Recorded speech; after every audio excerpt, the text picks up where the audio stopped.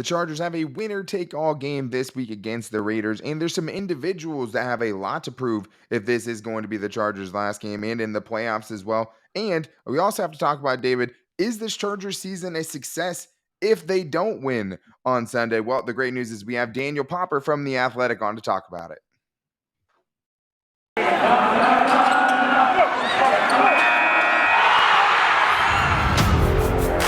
You are Locked On Chargers, your daily podcast on the Los Angeles Chargers, part of the Locked On Podcast Network, your team every day.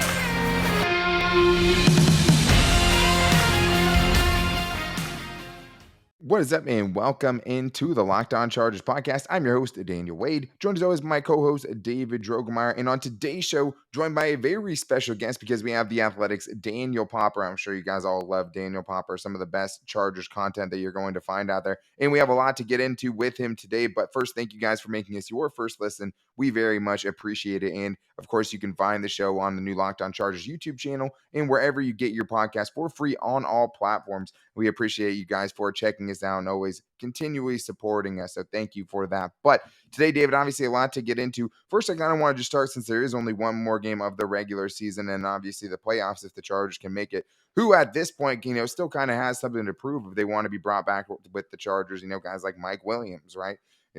Has Uchenna and Nwosu done enough? And there's also some other guys like a Kyzir White who's like, okay, well, now you have to bring that dude back with the way he's played this season. So I want to get into that, but then we'll talk with Daniel Popper about what Brandon Staley has been able to do with Justin Herbert specifically and where Justin Herbert has grown the most in year two. And we'll also get into, if this Chargers season is a success, if they don't end up winning on Sunday, considering all the factors with COVID and new coaching staff and all of that. I think you'll be surprised by the answers there. But let's start with the guys who have the most to prove today, because this is obviously something we can't do after the season. And I think the Chargers will win this season as of right now. So you're hearing an early prediction from me there. I'm feeling pretty good about this upcoming matchup, but this could be the last game of the year, and that means there are certain players who I think it's still kind of a mystery on what the Chargers should do with them after the season. And I think first is Mike Williams, because there's a moment of the season where it was blank check Mike Williams. Then a moment of the season was like, this is why you haven't paid Mike Williams yet already. And then now we're somewhere in between, right? And you're still getting some big touchdowns, but it's still a little bit inconsistent. There's also the franchise tag, which could be an option for Mike Williams as well. So I think he has, maybe he can't change everything with this because I think consistency has been the biggest thing for him, but he can definitely put a nice feather in his cap on Sunday if he goes out there and just has a monster game to get the Chargers into the playoffs. Yeah, for Mike Williams, I think this is a big game for him just in a big moment. I mean, everyone in the entire United States is going to be watching this game on Sunday Night Football.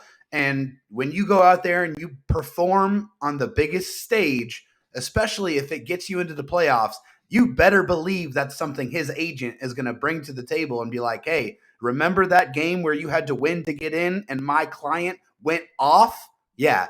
Well, you're going to pay for that, especially if the Chargers get into the playoffs and Mike Williams makes noise while the Chargers are in the playoffs. If that happens, then I think Mike Williams and the Chargers are probably going to be coming to the table at some point. I think as it stands right now, Daniel, I think the most likely outcome is that the Chargers, honestly, probably franchise tag him again, kick that can down the road just one more time, see just if this is an aberration or if this is the version of Mike Williams that you can expect moving forward.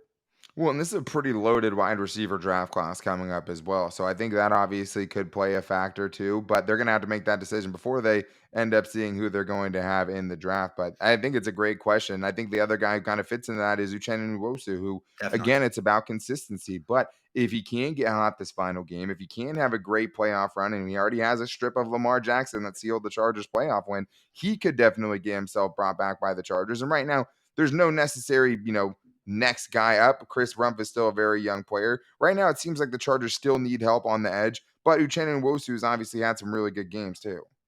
Well, and Uchenna Nwosu is what Brandon Staley calls one of the guys. He's one of our guys. He says that Uchenna fits their defense extremely well. He's the type of guy that, that they really want in that position, a guy who can set the edge, who is physical at times. It's just, as a pure pass rusher, he's not putting up the type of stats that you're looking for a guy who is probably going to want to get paid a good amount of money. I just haven't seen that type of consistent production year in and year out. And even this year, to warrant the Chargers signing him to a big contract, Uchenna really has to go out there and play well in this last game and any other remaining games that the Chargers might be playing this year if he really wants to get any kind of considerable paycheck. I think no matter what, regardless on if they do sign Uchenna and Nwosu or not, they need to add to that pass rushing position because anytime Joey Bosa is not out there on the football field, the pass rush takes a precipitous drop, a very noticeable drop. So they need to add more guys that can get after the quarterback. They just simply don't have enough. Yeah, except for that one game where Joey Bosa gets hurt in the beginning of the game, and they get like 27 Yeah, pressures after he left. one Yeah, game. I mean, besides that, I mean, it's been pretty noticeable. And I think Uchenna has, a lot at stake, because I don't know what that contract looks like right now. I mean, Yeah, that's one of the more perplexing ones because he doesn't have one single great season right. statistically, right? So what is another team gonna shell out? He might be able to be brought back on the cheap because he's never really stood out for an entire season. And I think at this point, you still have to bring him back and add to it because you don't have Yeah, an heir apparent to him right now. Besides, Kyler Fackrell's on a 1 year deal. Chris Rump, it's just so hard to tell at yeah, this point. But there's also the flip side of that, Dave. And I think a couple dudes who've made themselves some money and put themselves very high up on the list of guys to bring back are Kyzir White and Justin Jones, because we'll talk with Popper about how important Justin Jones has been to that defensive front and the run defense specifically. But Kyzir White has gone out and just been one of the best linebackers in the NFL and easily the Chargers' best linebacker so far this season. So as much as there's guys with things to prove, there's a couple of guys that seem to have already put themselves in a great position to be brought back. Well, and man, just look at that family. Look at that white family just across all of sports. Like, what talent that those genes possess. It's absolutely unbelievable. But Well, and you him have to, finally getting a spotlight too, like after so long of not being used really by Gus Bradley, right? He was yeah, always an afterthought. It was Drew Tranquil, it was kind of Kenneth Murray. Like, this is the first time you're seeing it. right. And this is the type of defender that the Chargers wanted to bring in. They wanted to bring in a safety, a guy who was transitioning, a guy who had those coverage skills, but also was physical enough to deliver those punishing hits when they were necessary. And you're seeing all of that this year. This guy is the most consistent, one of the most consistent defensive players on the Chargers team this year, regardless of position. Kyzir White's been all over the football field. He's always stuffing the stat sheet, 130 plus tackles on the year. He's got tackles for loss. He's got interceptions. He's got sacks. He's doing everything at a high level. This is the type of linebacker, that hybrid type of linebacker the Chargers and every team in the NFL has been looking for. They have it. Kyzir White's going to earn some money this offseason. Yeah, I mean, I think there's still some places he could definitely improve on in Sure. coverage for sure. And it just seems like in coverage, he's always like, great coverage a lot of times, and like guys making great catches or just being a fingertip away from making a great play. So I do see that on the horizon for him to be more of an impact player in that regard. But like you're talking about defensive stops, tackles for loss, forced fumbles, even. I mean, the dude is quick to react. He sheds blocks. I mean, he's just done a lot, and I think he's only going to get better. Under Brandon Staley, the more time he spends here. And Justin Jones, I mean, you see it in his absence. You see it when he's on the field. The Chargers' run defense is such a crucial part of the equation for them getting off the field on third down. And when you don't have that dude there, it's just a totally different energy. And the Chargers struggle without him there. So even though he does have some injury things, he's not the best interior pass rusher, where I think he still made a little bit of some, strides in that regards. He's just made such an impact for a team that doesn't like to load the box with heavy fronts. He is one of those players who can kind of offset a little bit of that and let the Chargers do what they do on the back end. But hey, we're just a couple of Joe Schmoes here, right? Let's get the expert on, Daniel Popper, coming up after this from The Athletic, getting into Justin Herbert's incredible second season, why he thinks the defense will take a turn if the secondary can stay healthy, and what he thinks are the ramifications if the Chargers do or don't make the playoffs this weekend, if this season is still considered success, and what he thinks the Chargers have to do to beat the Raiders in a must-win game coming up on Sunday. But I do have to tell you guys about Built Bars first, because first of all, I'm just a little bit hungry, so I was thinking about them anyways. But also, they are my favorite protein bar, and I mean, Built Bars. I mean, you can find something that fits on your diet, but also tastes like a candy bar. You're doing something right. And it's the new year. So that means New Year's resolutions. If yours is about getting fit or eating healthier, then make Built Bar a part of your plan, because that is something I'm going to lean on heavily as I try to stick to my New Year's resolutions. Less carne asada fries, more Built Bars for me, because that is, I mean, the next best thing, and something that I'm going to be able to switch it up. So now that I'm going heavier on the Built Bars, I'm going to have to, really increase the variety I get. And that's the other thing I love about Built Bar. so many great flavors to choose from. I like cookies and cream. I like peanut butter brownie, but I might have to start venturing out a little bit more as well. And there's limited time flavors coming out all the time. And I don't know if there's a limited time flavor that I haven't liked yet. That coconut brownie chunk started literal wars in the NFL locked on DMs. But there's so many great flavors to choose from. You could also go coconut almond, cherry barcia. They've had salted caramel there before too. I mean, all the flavors are great, and you're going to find something you like. You can even get a mixed box where they're going to give you all the different flavors so you can try one. And I promise you're going to find one that fits what you like and also fits in on your diet. So if you guys are looking for the best protein bar out there that's going to be low in carbs, low in sugars, while high in protein, high in fiber, make sure you guys check out Built Bar and save some money since you listen to this show. Use the promo code LOCKED15 at built.com to save 15% off your order. That's LOCKED15, all caps, one word, to save 15% off at built.com. All right, guys. Well, today is the day. We told you guys yesterday we had a very special guest coming on to the show. And of course, it's Daniel Popper, the Daniel Popper from The Athletic. You can find him on Twitter at Daniel R. Popper. He's the Chargers beat reporter for The Athletic. And if there's one paid subscription, if you're trying to get behind a paywall, there's only one you need to really get to, and that is The Athletic, because they just do a ton of great stuff. Not even just Daniel Popper. I mean, there's other people like Robert Mays, Sheil Kapadia that are doing really good stuff that have to do with the Chargers as well. So make sure you guys, if you haven't already, which if you don't, I don't know what you're doing, go subscribe to The Athletic because the content is always great there. But Daniel Popper, thanks for coming on the show, man. No problem. You always do a better job of advertising The Athletic than I do. Yeah, you know what I mean? I appreciate you having you on the show, and you have, to me, the best written Chargers content out there. And I mean that not just because you're on the show, but it is obviously one of the main reasons we love having you on the show, is because obviously you're putting out all that content, especially, training camp. You got me through the days that I couldn't be there. And I mean, you always have the nuggets. Everybody goes to Popper for the nuggets, and the juicy nuggets, baby. Yeah, just the nuggets, and some beer, some taco bites, all of the above. But I think you have to start with Justin Herbert. And I saw in the nuggets, there were some pretty good nuggets about Justin Herbert after this week. And I think somewhat people aren't making a big enough deal about him being the franchise leader in touchdown passes now. And it came in a game where you had obviously great performances by the defense and the special teams, of course, as well. But I mean, just how impressed are you? I mean, you came on this show when people were kind of freaking out about Justin Herbert earlier on in the season. You're like, listen, there's no sophomore slump. The dude is great. So just now that you've seen, a full 16-game season in most years, right? You're 16 games deep into this one. Just how impressed have you been by him? Well, this is where you go back to that podcast. You clip out my rant about there being no sophomore slump, and you put that in because we need the receipts here, boys. We need the receipts. I had to let people know. Yeah.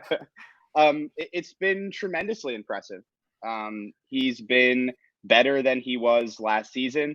I think the one thing that jumps out to me is that when Brandon Staley took this job, his very first press conference, he said that we're going to build an offense around Justin Herbert, and we're going to build an offense for Justin Herbert. And that's exactly what's happened. I mean, I know that fans have been frustrated at times with Joe Lombardi, but from an efficiency standpoint, this offense has been top 3 in the league all season long. Justin Herbert, as you mentioned, set the franchise record for passing touchdowns. I mean, Phillip Rivers played the position at a pretty high level, right? Yeah. Talking about a guy that's in the conversation for the Hall of Fame. And Justin Herbert topped his single season production in his second season in the league and first season in this offense. And I think that says everything you need to know. The one thing that's jumped out to me this season, though, is just his processing and decision-making, which you alluded to. I wrote in my final thoughts. That touchdown that he threw to Keenan Allen in the red zone on Sunday against the Broncos was the 5th read in the progression. That's what Brandon Staley told us. And you can go watch the tape. He starts from the left, goes to the entire progression, then hits Keenan on that whip route. I thought what really stood out is the way he just checked the ball down. Like he was going through his progressions and he was just checking it down because that's what the Broncos were giving him. Right. And it turned into a lot of production. I mean, Austin Eckler is a great guy to check the ball down to. Yeah. And he turned that one catch into a 40-yard gain. And just looking up the numbers, and this is what I wrote about in my final thoughts, and it just jumped out to me because I didn't even think – I had it in my head and I went in and I was like, it's probably going to be pretty good, but I did not think it was going to be this good. Yeah. 177 dropbacks under pressure this season. He has 2 turnover-worthy throws. 2! It's 1%. That's not even 2 interceptions. That's just throws that should be turnovers. Yeah, exactly. So just that level of decision making is ridiculous. And just comparing it to other guys, right? Rodgers is at 4% when he's under pressure. Tom Brady's at 3.9% when he's under pressure. The closest guy to Justin Herbert in terms of turnover-worthy throw rate when under pressure is Teddy Bridgewater at 3.2%. And Teddy Bridgewater is a guy. He's like the ultimate game manager. Right. Like he's the most risk-averse guy you can have at quarterback. Justin Herbert is not that type of player, but he's still avoiding those types of mistakes. And you even go on aggregate, right? He's got the second fewest turnover-worthy plays on the season. So a lot of people were making a big deal about his 14 interceptions. He's making bad decisions, but they're not bad decisions. Like, go rewatch him. First things first, he has the third most passing attempts in the league. And so, you look at interception rate. That's what you look at. Don't look at interception total, look at interception rate. His interception rate is more middle of the pack. And then you just go through, go interception by interception, right? You had 2 drops from Austin Eckler that led directly to interceptions. You've had a lot of fluky tip passes that are sort of a byproduct of the RPO game that they run a lot, right? So Keenan Allen falling down in the end zone against the Cowboys.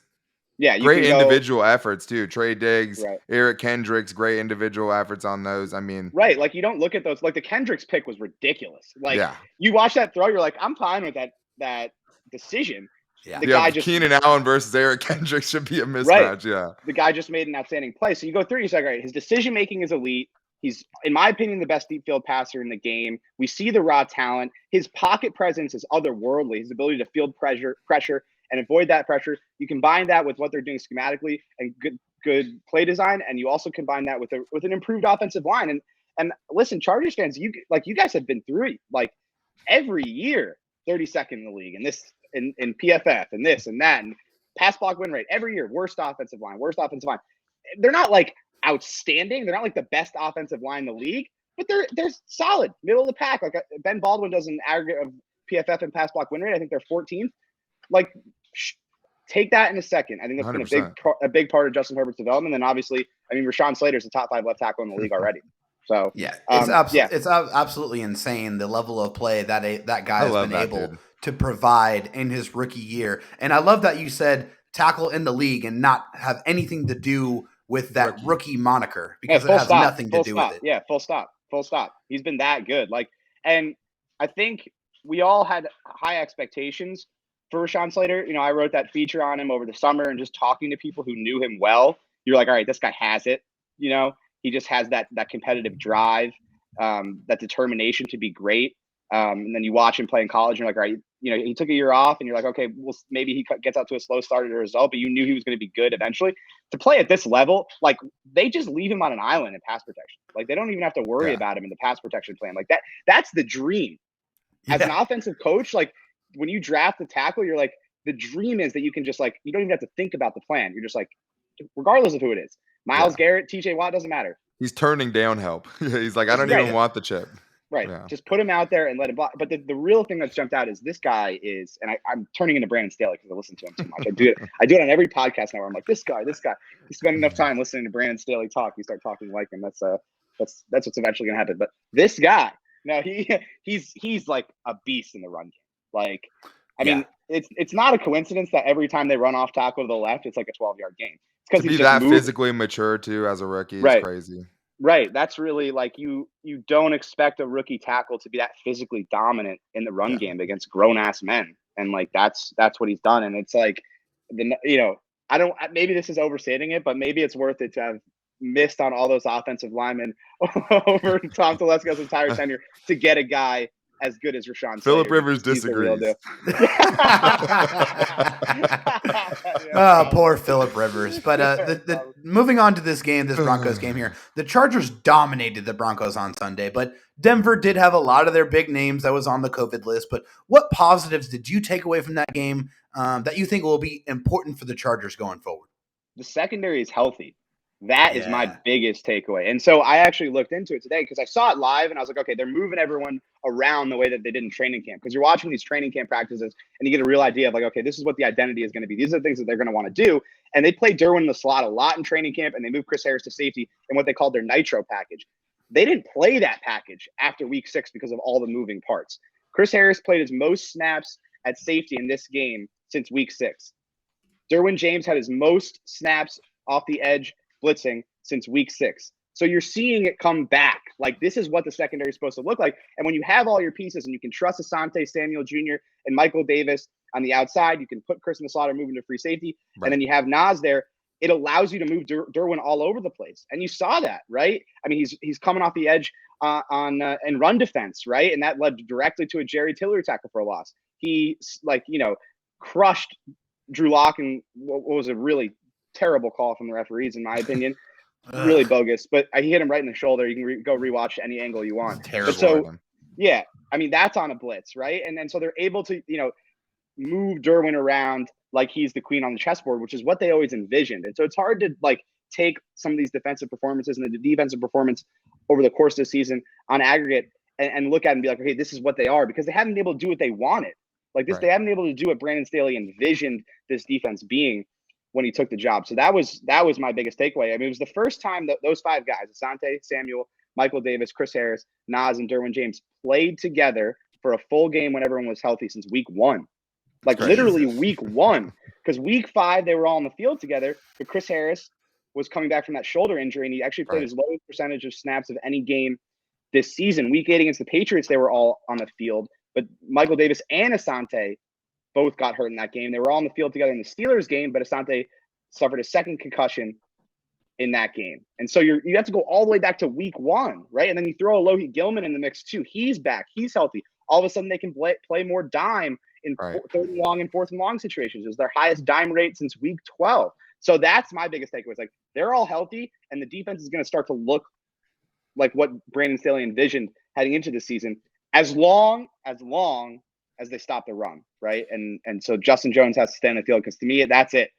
Like, I don't want to oversimplify things, but when this guy's on the field, this guy again, Jesus. When this guy's it's terrible. When this guy's on the field, they're a good run defense. When he's off the field, they're the worst run defense in the league. Like, that's it. Go look at the numbers. Go watch the film. Like, he is that much of a difference maker for this run defense. Well, let me give you a stat here, Daniel Popper, before we get into the break. Going into this game, with Justin Jones on the field, the Chargers were allowing 3.6 yards per carry. And with Justin Jones off of the field, they were allowing 5.3 yards per carry, which is only one person. I mean, there was some guy tweeted that out. That is a great stat. I don't know where you found it. It's mind-boggling. It's a mind-boggling stat, but like at the same time, I mean, there's receipts on that too. I mean, look at Daniel Popper, who he thought, was going to have a great season before this year. A dude who I think had one career sack going into this year, and Daniel Popper's, saying, hey, look out for this guy. I mean, the difference, you can see it. I mean, the eye test, he passes it with flying colors, but like,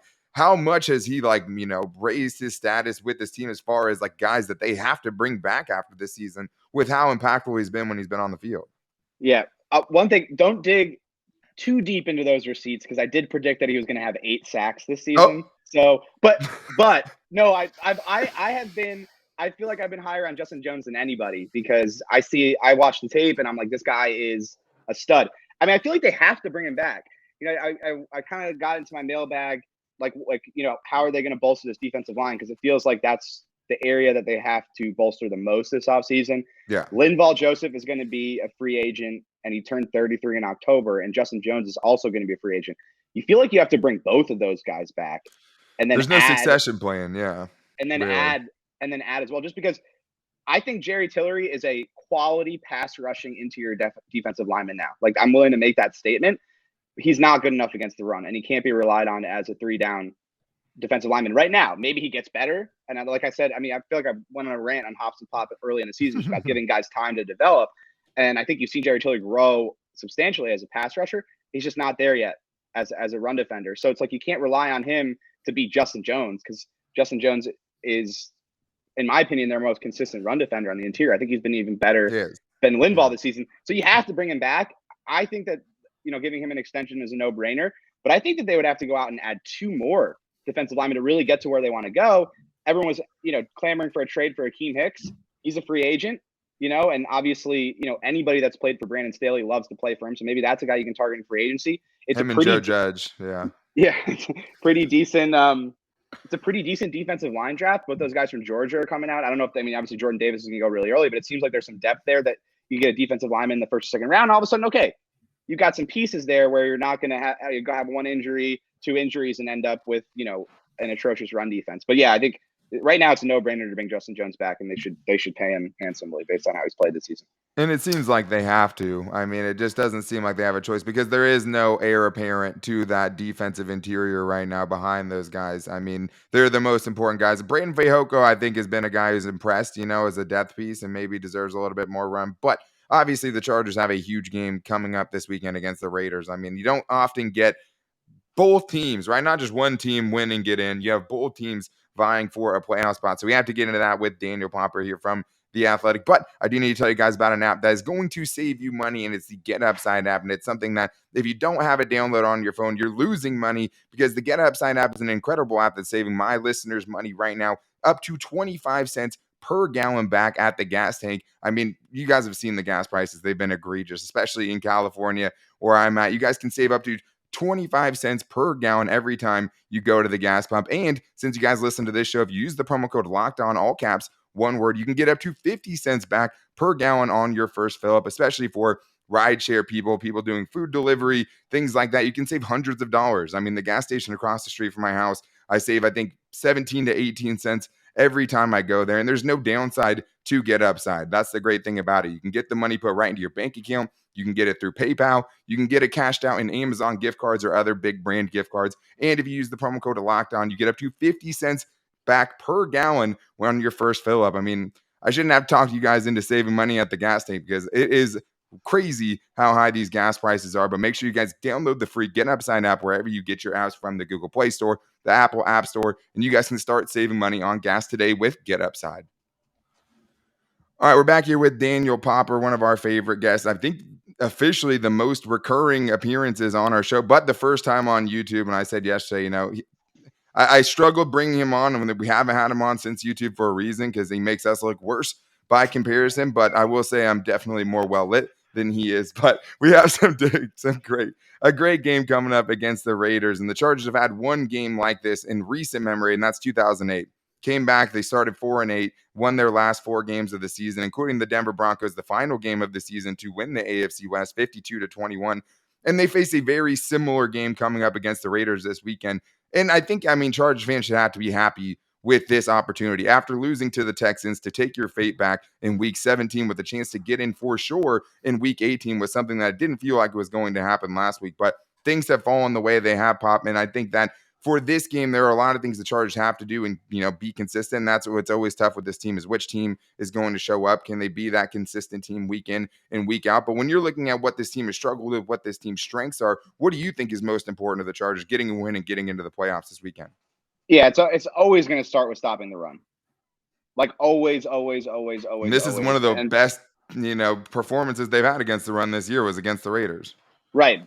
But Josh Jacobs was playing on one leg basically in that game. So that's the difference. But you feel like if the Chargers show up and stop the run, they give themselves a great chance to win. Like, you go back and look at the games they've defended the run well. They've either won or been in the game. The games and the where third down percentage goes way down as well.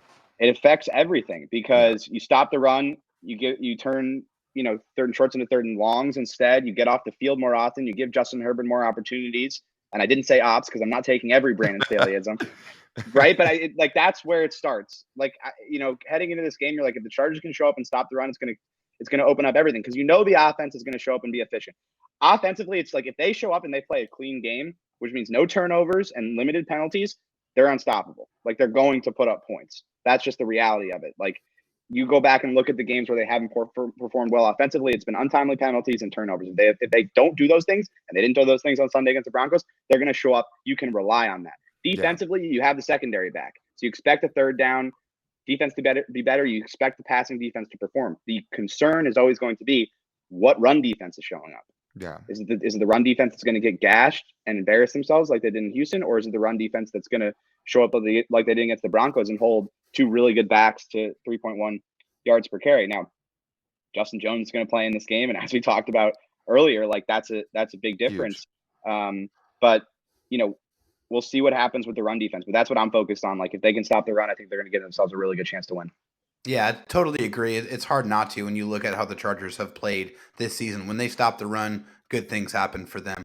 Andre Roberts has been fantastic, and he was great against the Broncos on Sunday. The special teams unit for the Chargers has really been a lot better since the beginning of the year. How important do you think it is for this team that they were able to add Andre Roberts, able to add Dustin Hopkins, a couple of guys that are really just stable forces? And how much credit does Darius Swinton deserve in all of this? Yeah. So the funny thing to me is that the fan base was like, trade. We need a trade. And went out. Tom Telesco, the general manager, went out and signed 2 players off the street. Didn't make a trade, but signed 2 players off the street, and Dustin Hopkins and Andre Roberts, who probably made as big of an impact as any in-season acquisition or trade of any team in the league this season. I mean, that's probably true.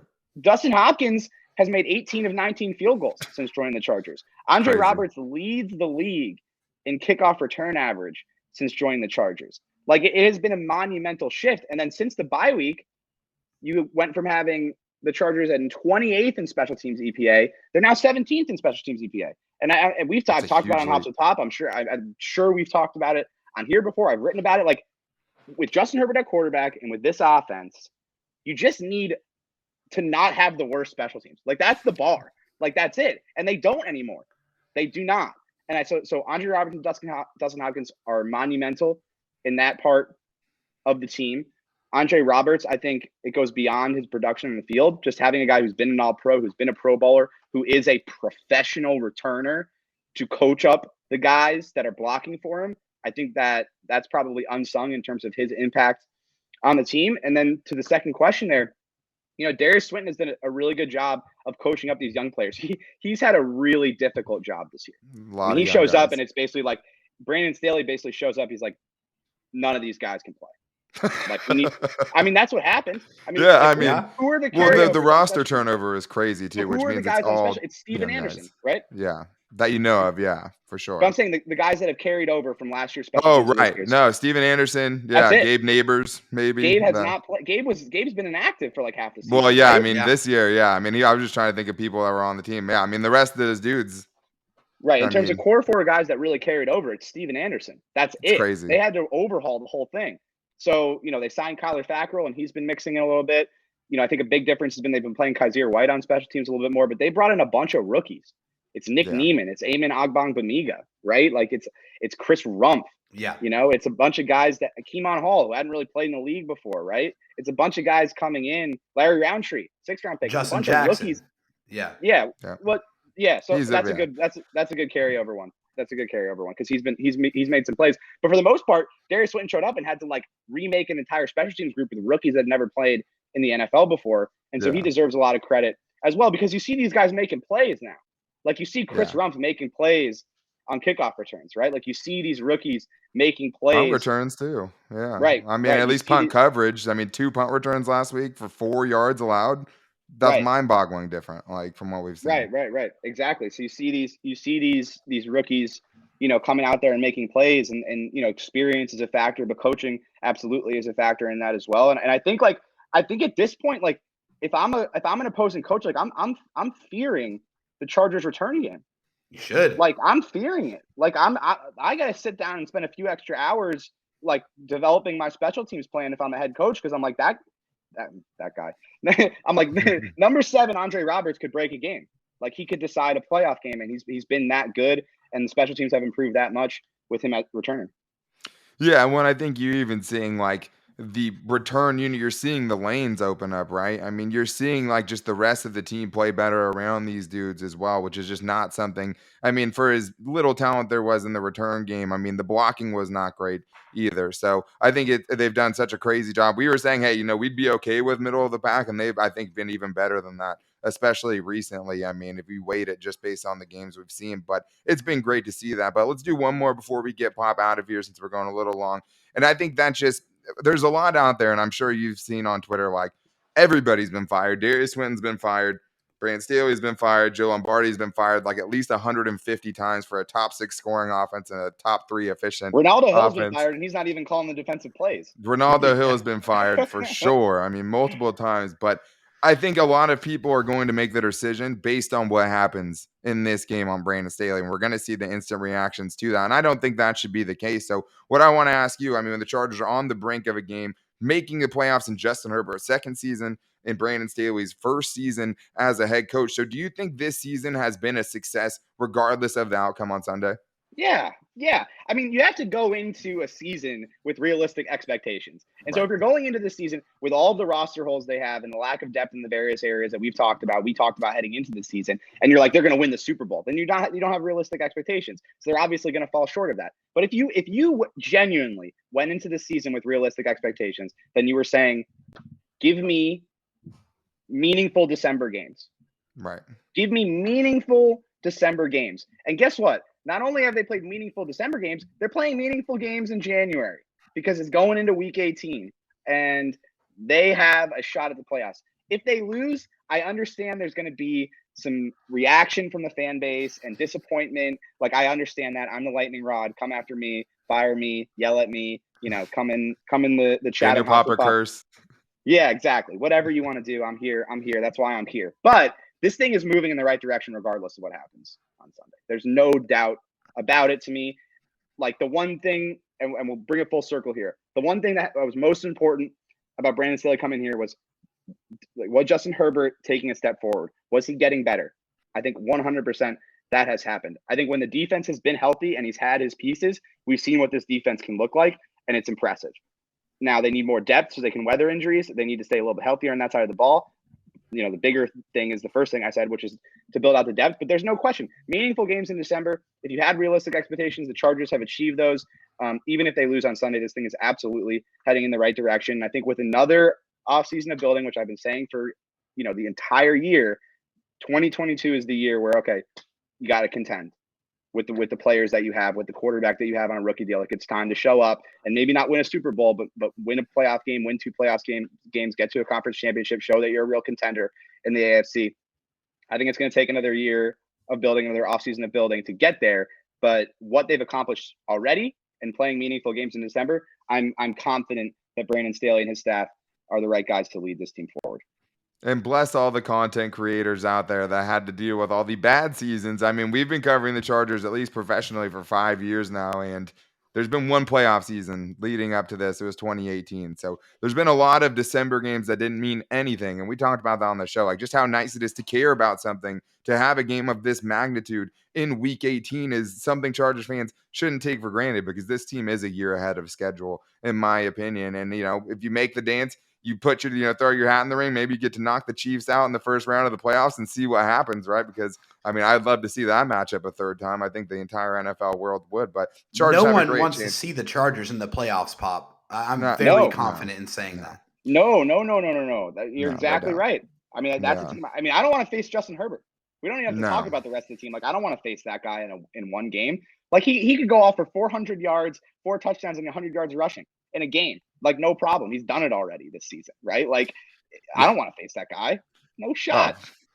Why would you? Why would you want to hinge your playoff, your one game sample against Justin Herbert? A lot of teams are pulling for the Raiders, I think, and would rather take that chance than take the chance against the Chargers this weekend. I think the other thing, too, is just having another year. We all saw the development with Trey Pipkins, right?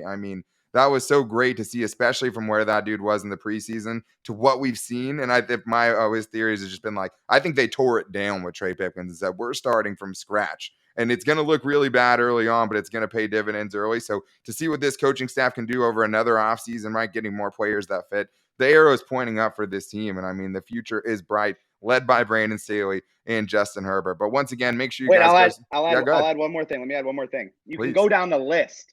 And I'm going to write about this if they make the playoffs. But I'll probably write about it regardless. But go down the list of guys that have improved substantially this season, right? It's not just Trey Pipkins. Kyzir White, Nazir Adderley, exactly. Huge. Justin Jones. Like, you can go down the list, what they've done with Asante Samuel Jr. as a rookie. I think Michael Davis has been a better player. It's been up and down, but I think he's been a better player. You can go down the list of guys that have gotten better under this coaching staff. Exactly. Yeah. And that's what Brandon said. Brandon Staley said, listen, like, we're going to develop guys. We're going to get the most out of our premium players. Like, he's done everything he said he was going to do, and particularly with developing some of these guys that frankly had not looked good previously. Like, Nas Adderley had not looked good, and I don't think he's a finished product yet, but he is a completely different player this season than he was last season. Yeah, and especially, going from Rayshon Jenkins to Nazir Adderley to this year, and having a dude that's been so solid on the back end at erasing those plays, and like the amount of tackles Nazir Adderley has had this year that saves touchdowns. Like, there's no way to like calculate it. You'd have to go back and watch every play, but like, this dude has made a ton of touchdown saving tackles that you're probably not even thinking about. And just his physicality and just how fast he reacts to things has just been much better this year. But once again, you guys can find Daniel Popper on Twitter at Daniel R. Popper. It puts out a lot of great content. And of course, if you don't subscribe to The Athletic already. I don't know if I'm going to talk you into it. Yeah, I gave my best sales pitch That's already, great. but I mean, it's the Do number it. one paywall that I don't mind paying for. There's a few. It hurts me to pay for paywalls, but The Athletic is by far the one that is most worth it because you're going to get your money's worth. You're not getting shallow information and just, the Chargers activated 2 players. Like, you're getting deep, thoughtful analysis by Daniel Popper and the rest of the guys over there. So, Daniel, thank you so much again, man. I mean, best guest that we have, our favorite guest for sure. So thanks for coming on the show. Thanks for having me, guys.